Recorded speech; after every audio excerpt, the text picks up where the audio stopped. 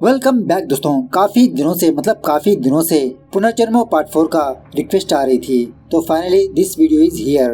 Actually ये movie 5 महीनों पहले ही रिलीज हो गई थी, मुझे ही टाइम नहीं मिला लाने में। जो नए व्यूअर्स है, मैं उन लोगों से रिक्वेस्ट करना चाहता हूँ कि जिन जिन लोगों ने पुनर्जन्म पार्ट 1, पार्ट 2, पार्ट 3 और शुक्लपक्ष मूवी की वीडियो नहीं देखी, पहली फुर्सत में वो तीनों वीडियो देख लीजिए, तभी ये मूवी आपको समझ में आएगी, क्योंकि सारी कहानी कंटिन्यूएशन है और उन 3 वीडियो का लिंक मैंने डिस्क्रिप्शन में प्रोवाइड कर दिया।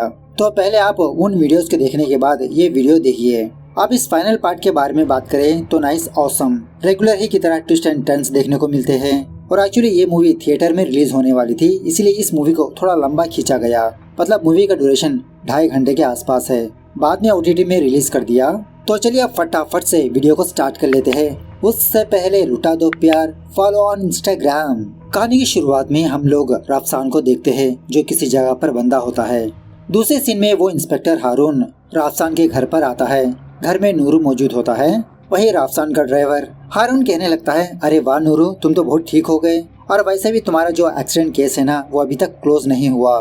कुछ अपडेट मिलेगा तो मैं तुमको बता दूंगा।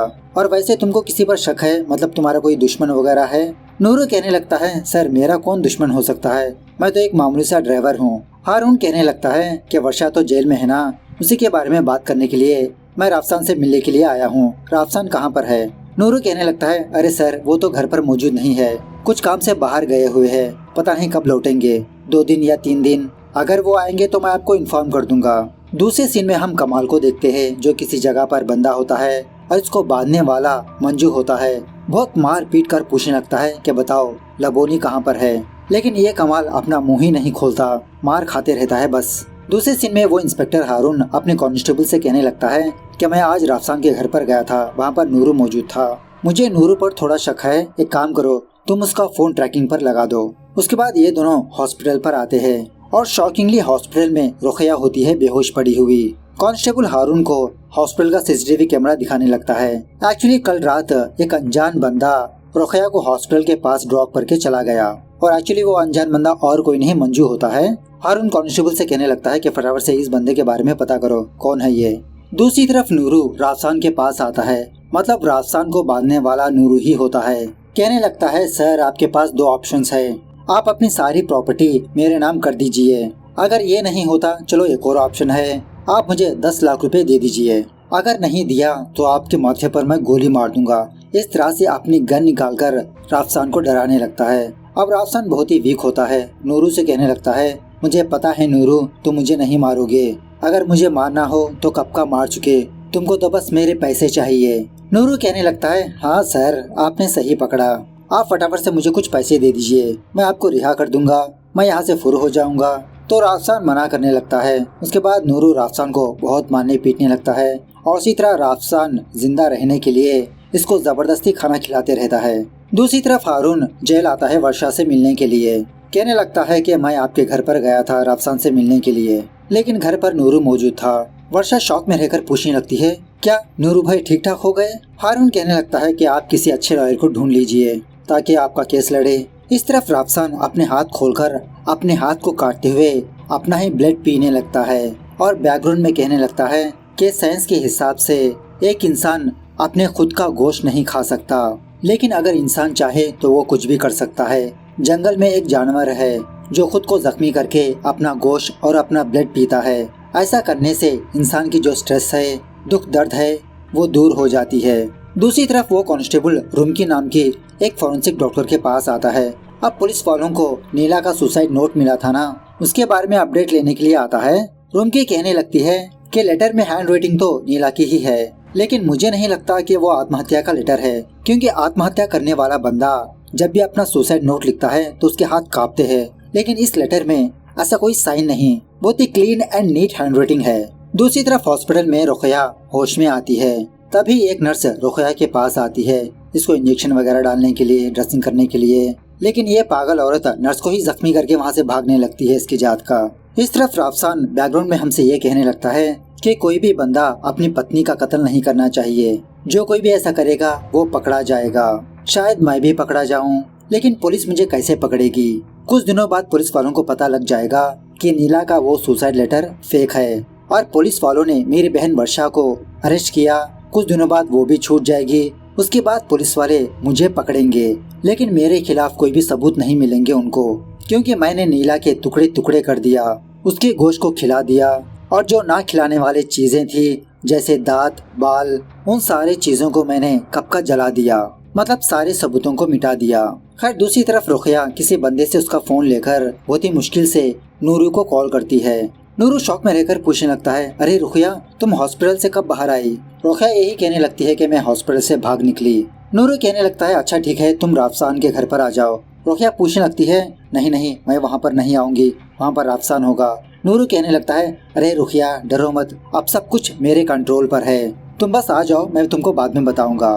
तो रुखिया राफसान के घर पर जाते जाते दुकान से एक चाकू निकाल लेती है अपनी सेफ्टी के लिए। दूसरी तरफ मंजू कमाल को बहुत मार पीट कर लबोनी के बारे में ही पूछते रहता है। कमाल पूछने लगता है, अरे तुम तो मर चुके थे ना, जिंदा कैसे आए? मतलब कमाल ने मंजू के जुड़वा भाई को देखा था निलॉय।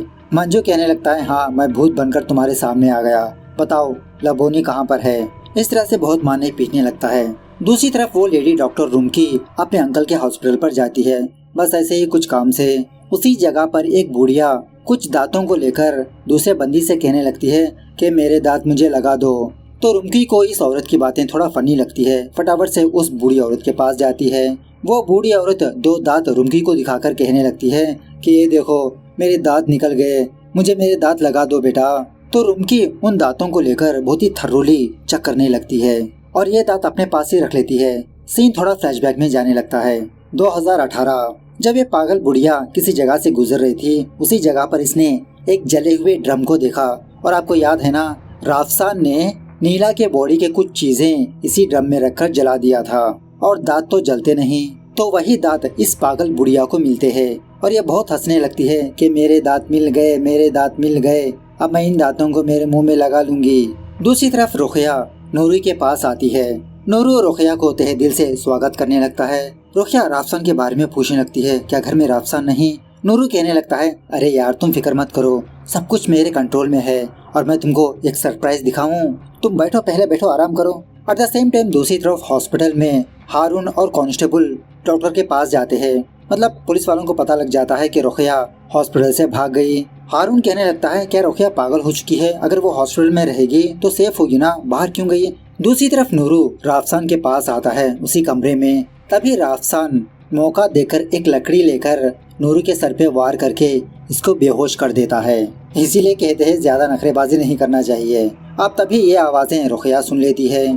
तो रुखिया धीरे धीरे करते हुए उस कमरे की ओर जाने लगती है तो ये दिखती है कि राफसान बंदा है, नीचे नूरू पड़ा है। खुद राफसान से पूछने लगती है कि नूरू भाई कहाँ पर है और तुम कौन हो, तुमको किसने बांधा, क्या तुमको राफसान ने बांधा, कहाँ है वो सुअर का बच्चा? ऐसा चिल्लाते हुए रुखिया राफसान के हाथ पैर खोलने लगती है। At the same time doctor Haroon से कहने लगता है कि रुखिया को फेस ब्लरनेस हुआ।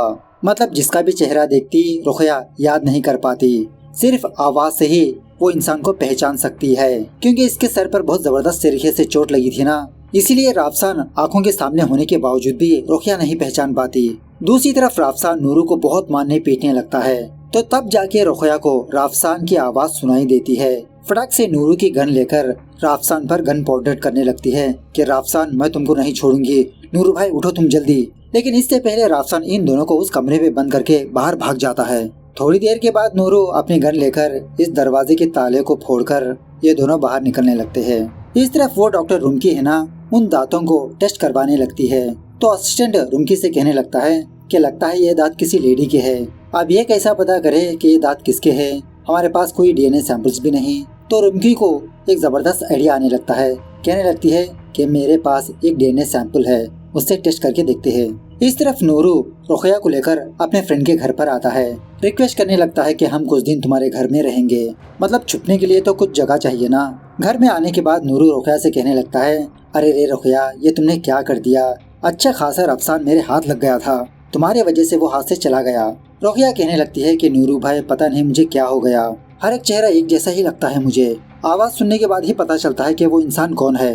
अगर मुझे पता चलता कि वहाँ पर राफसान है तो उस सुअर के बच्चों को मैं छोड़ती ही नहीं। नूरू कहने लगता है कि हम पुलिस वालों के पास चले, हारून साहब के पास जाकर हम सब कुछ बता देंगे। रुकैया कहने लगती है, अरे कुछ भी फायदा नहीं नूरू भाई, पुलिस सबूत पूछेगी, कहाँ से लाए हम सबूत, सोचते हैं कुछ और। दूसरी तरफ रफसान हारून के सुपीरियर के पास आकर नूरू के बारे में कंप्लेन करने लगता है कि नूरू ने रफसान को बांध के रखा और इसी तरह इसकी बीवी नीला गायब है। तो हारून का सुपीरियर हारून को बुलाकर इसको बहुत डांटने लगता है कि हारून मैं ये क्या सुन रहा हूँ, और मैंने ये भी सुना कि रुकैया हॉस्पिटल से भाग गई, अगर ये बात बाहर पड़ेगी तो तुम सस्पेंड भी हो सकते हो। इस तरफ रुकैया बेचारी अपना कटा हुआ कान देखकर बहुत दुखी होने लगती है। रात होने के बाद एक अनजान बंदा रफसान को कॉल करके टीवी न्यूज चैनल देखने के लिए कहता है, और टीवी न्यूज चैनल में ये न्यूज चल रही होती है कि रिसेंटली पुलिस वालों को एक दांत मिला और वो दांत और किसी का नहीं नीला का है, जिसका मतलब नीला हक मर चुकी है। पुलिस वालों को बाकी पार्ट्स अभी तक नहीं मिले। तो ये खबर देखने के बाद रफसान अपने एक छोटे से फ्लैशबैक को याद करने लगता है। एक्चुअली रफसान को नीला की दांत बहुत पसंद होती है। खैर दूसरे दिन हारून वर्षा के पास आकर नीला की खबर सुनाने लगता है कि नीला मर चुकी है, उसको किसी ने मार दिया, और इसी तरह आप पर कोई भी इल्जाम नहीं है जिसकी वजह से आपको रिहा करने का ऑर्डर मिला है मुझे। मैंने आपके भाई को इन्फॉर्म कर दिया है, वो आपको लेने के लिए आएंगे। इस तरह से थोड़ी देर के बाद रफसान अपनी बहन वर्षा को पिकअप कर लेता है। अपने घर जाने लगते हैं दोनों, और रास्ते में रफसान ऐसे जताने लगता है कि इसको नीला खोने का बहुत दुख है। अपनी बहन के सामने झूठे आंसू बहाने लगता है। दूसरी तरफ हारून मीडिया के सामने आकर इसी केस के डिटेल्स बताने लगता है कि रिसेंटली हम लोगों को नीला के दांत मिले, इसे देखकर ऐसा लगता है कि नीला का कत्ल हो चुका है। कातिल कौन है अभी तक हमको नहीं पता। नीला के कातिल को एक बंदे ने देखा, वो बंदा कौन है अभी मीडिया के सामने हम लोग लीक नहीं करेंगे। इस तरफ घर आने के बाद रफसान अपनी बहन वर्षा को नूरू के बारे में बताने लगता है कि नूरू ने ही मुझे बांध के रखा था, मुझे बहुत टॉर्चर किया। देखो वर्षा, मुझे लगता है कि इस दुनिया में सारे लोग मेरे दुश्मन है, जैसे नूरू, रुकैया, मेरी बीवी भी चली गई, अब मैं सिर्फ तुम पर ही भरोसा कर सकता हूँ। इस तरह से रफसान अपने बहन का भरोसा हासिल करने लगता है।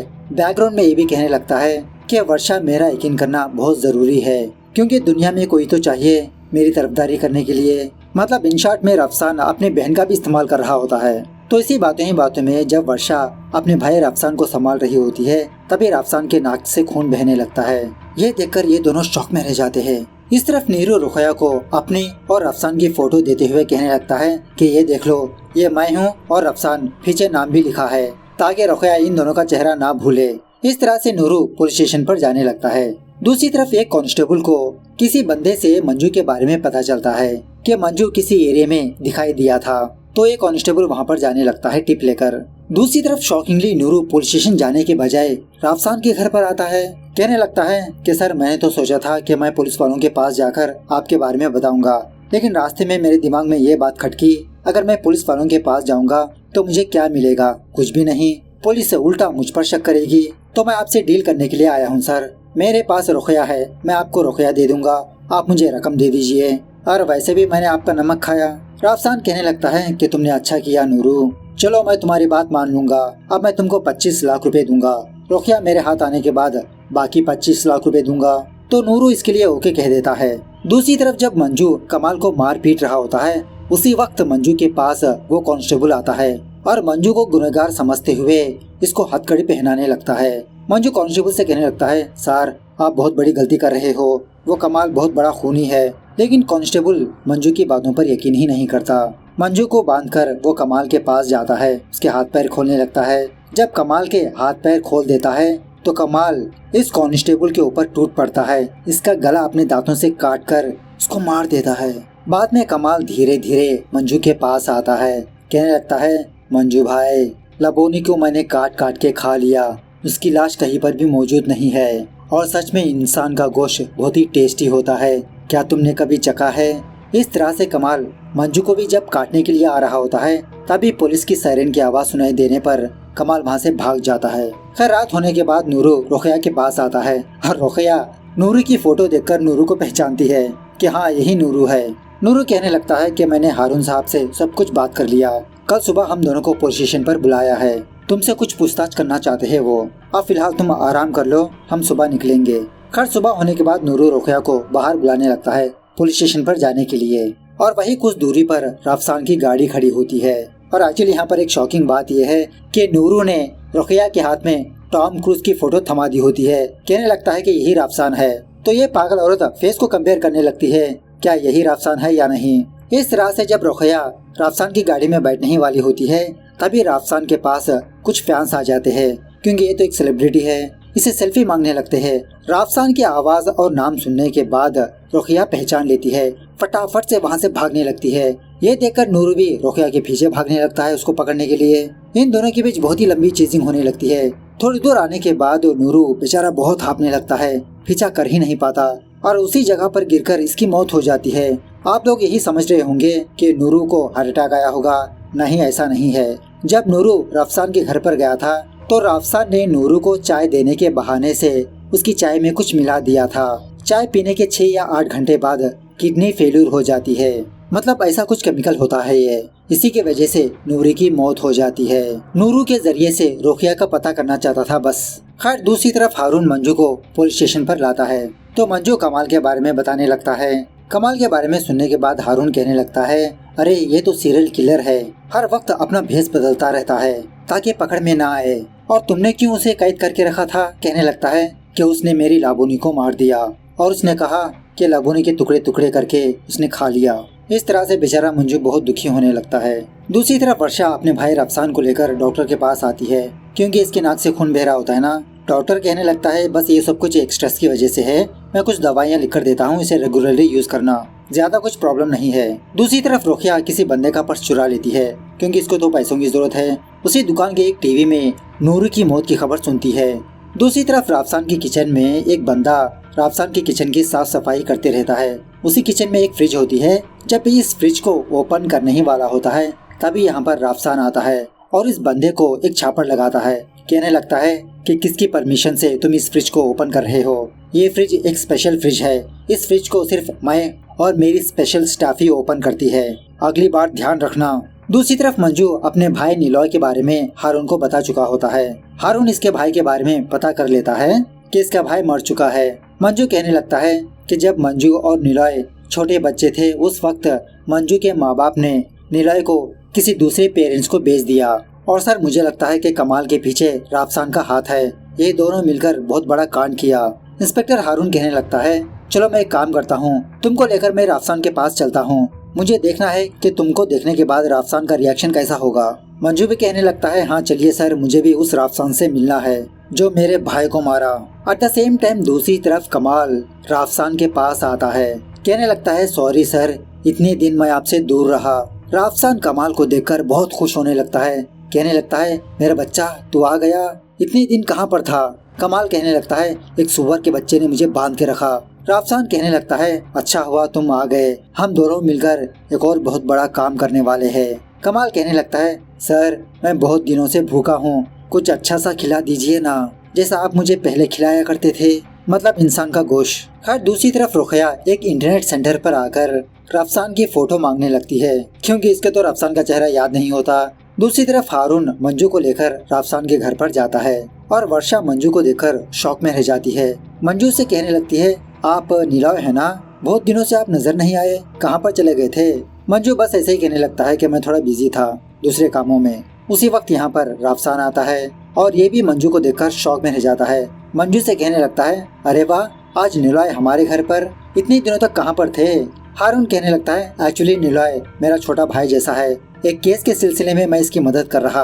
राफसान कहने लगता है कि कुछ सालों पहले ये मेरा स्टूडेंट था, हम दोनों नए नए डिशेस प्रैक्टिस कर रहे थे। आज निलॉय बहुत ही आलसी बन चुका है। निलॉय, कभी हम दोनों एक अच्छी सी डिश बनाकर हारून साहब को खिलाएंगे। दूसरी तरफ रुकैया अपने हाथ में राफसान की फोटो लेकर राफसान को ही फॉलो करती रहती है दिन रात। दूसरे दिन जब किसी जगह पर कंस्ट्रक्शन का काम हो रहा होता है तो एक गूंगे बंदे को उसी जगह पर खुदाई करते वक्त कुछ चीजें नजर आती है। वो आसपास के लोगों को बुलाने लगता है और इन चीजों में से कुछ कपड़े, पर्स और एक चाकू भी होती है। शॉकिंग बात यह है कि ये चीजें और किसी के नहीं, नीला के होते हैं, murder weapon something like that. इस तरफ हारून और मंजू वर्षा को पुलिस स्टेशन पर बुलाकर इसके भाई राफसान के बारे में बताने लगते हैं कि हमें शक है राफसान ने ही नीला को मारा, इन सब के पीछे तुम्हारे भाई का ही हाथ है। ये सुनने के बाद वर्षा टोटली मना करने लगती है कि आप लोग खामखा मेरे भाई पर इल्जाम लगा रहे हो, अगर ऐसा है तो आपके पास क्या सबूत है? सबूत दिखाइए, मैं मार लूंगी। और वैसे भी ये भरोसे वाला कमाल कौन है, मैंने इसको आज तक कभी नहीं देखा। उसी रात जब रुकैया राफसान के घर के पास इसका पीछा कर रही होती है तभी रुकैया के पास एक भिखारी आता है भीख मांगने के लिए। रुकैया कहने लगती है, अरे भाई थोड़ा साइड में हो जाओ, मैं खुद परेशान में हूँ। लेकिन फिर भी वो भिखारी बार बार रुकैया को तंग करने लगता है। बात यह है कि वो भिखारी और कोई नहीं कमाल होता है। रुकैया के चेहरे पर कोई पाउडर फूंक कर इसको बेहोश कर देता है। दूसरे दिन टीवी न्यूज चैनल्स में उन्हीं चीजों के बारे में न्यूज प्ले होने लगती है कि किसी कंस्ट्रक्शन साइट पर नीला के रिलेटेड कुछ सामान पाए गए, जैसे कपड़ा, पर्स, मर्डर वेपन।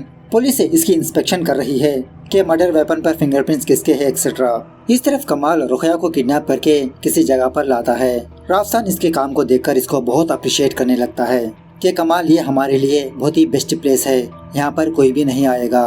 कमाल कहने लगता है, सर बहुत दिनों से कुछ अच्छा नहीं खाया, क्या मैं इसको खा लूँ? राफसान कहने लगता है, अभी नहीं मेरा बच्चा, इसके लिए और टाइम है। फिलहाल तुम्हारे लिए एक स्पेशल डिश बनाया हूँ, चलो वो खिलाता हूँ तुम्हें। इस तरह से कमाल को एक स्पेशल मछली का डिश खिलाने लगता है।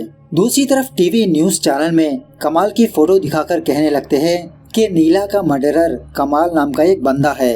एक और शॉकिंग बात यह है कि कमाल किसी जहरीले चीज खाने की वजह से मर गया, मतलब पुलिस वालों को उसकी डेड बॉडी पाई गई।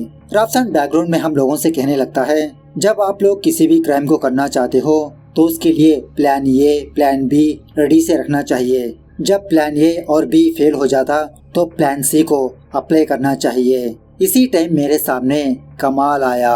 मतलब जब कमाल राफसान के पास आया था तो राफसान ने इसके हाथ में एक चाकू देकर गोश्त काटने के लिए कहा ताकि कमाल के फिंगरप्रिंट्स इस चाकू में हो। और यहाँ पर एक और शॉकिंग बात यह है कि राफसान ने नीला के कुछ सामान काफी दिनों से संभाल के रखा होता है, तो उन सामान को बाहर निकालकर इन पर मिट्टी लगाने लगता है, फेक मिट्टी, जैसे कपड़े, पर्स और ये मर्डर वेपन। मतलब राफसान ने कुछ चीजों को जलाया होता है, कुछ चीजों को नहीं। और उसी तरह जब राफसान ने नीला के टुकड़े टुकड़े किया था, उसी वक्त राफसान ने नीला के ब्लड को स्टोर कर लिया था और इसी ब्लड को एक फ्रिज में रखा। इसीलिए जब एक बंदा राफसान का वो फ्रिज ओपन करने की कोशिश की तो राफसान ने इस बंदे को एक छापड़ लगाया था। तो रिसेंटली राफसान इसी ब्लड को निकालकर इन सारे चीजों पर फैलाने लगता है ताकि पुलिस वालों को नीला का डीएनए मिले। और एक और शॉकिंग बात यह है कि कंस्ट्रक्शन साइट पर कमाल ने ही उन चीजों को जमीन में दफनाया था। इसको ऐसा करने के लिए राफसान ने ही कहा। मतलब बेचारे कमाल ने अपनी खुद की खबर खोद ली। राफसान कमाल से काम लेने के बाद इसको ही फंसा दिया, इसको जहर देकर मार दिया। मतलब अगर नीला का मर्डरर मिल गया तो पुलिस इसके पीछे नहीं पड़ेगी। खैर दूसरी तरफ हारून मंजू से यही कहने लगता है कि नीला का मर्डरर तो मर गया, मतलब राफसान के खिलाफ कोई भी सबूत नहीं है, हम राफसान का कुछ भी बिगाड़ नहीं सकते। अब मंजू कहने लगता है कि अगर आप मुझे मौका दो तो मैं कुछ कर सकता हूँ। हारून कहने लगता है, जाओ तुम भी एक ट्राई कर लो। सो उसके बाद मंजू राफसान के रेस्टोरेंट पर जाकर राफसान जो दवाई खा रहा होता है उसको बदल देता है। थोड़ी देर के बाद राफसान रुकैया के पास आता है जहाँ पर बांध के रखा। कहने लगता है कि रुकैया, जब भी मैं तुमको देखता हूँ मुझे मेरी नीला ही याद आती है, लेकिन क्या करूँ, मैंने अपनी नीला को अपने हाथों से मारा, उसके टुकड़े टुकड़े करके इंसानों में ही खिला दिया, वो उसी के लायक थी। रुकैया राफसान को एक कहानी सुनाने लगती है कि बहुत सालों पहले किसी राज्य में एक राजकुमार और मंत्री का बेटा बहुत अच्छे दोस्त थे। एक दिन वो दोनों शिकार करने के लिए जंगल में गए। उसी जंगल में राजकुमार को एक बहुत ही खूबसूरत सी लड़की नजर आई। मंत्री के बेटे से कहा कि मुझे उस लड़की से शादी करनी है, उसके बारे में पता करके आओ। तो पता चलता है कि वो लड़की ऑलरेडी शादीशुदा है, किसी दूसरे राज्य की पत्नी होती है वो। लेकिन फिर भी राजकुमार जिद पर अड़ा रहता है, नहीं मुझे उस लड़की को हासिल करना होगा। तो मंत्री का बेटा एक प्लान बनाने लगता है। वो दूसरे राजा के पास जाकर उसके पत्नी के बारे में नेगेटिव बातें बताने लगता है कि तुम्हारी पत्नी एक बहुत ही चरित्रहीन है।